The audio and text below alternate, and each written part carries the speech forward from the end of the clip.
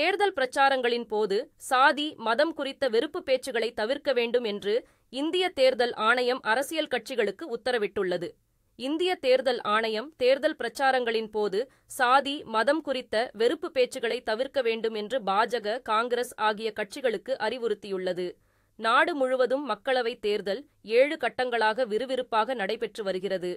இதைத் தொடர்ந்து ஜூன் 4ஆம் தேதி வாக்கு எண்ணிக்கை நடைபெற்று அன்றைய தினமே முடிவுகள் அறிவிக்கப்பட உள்ளன.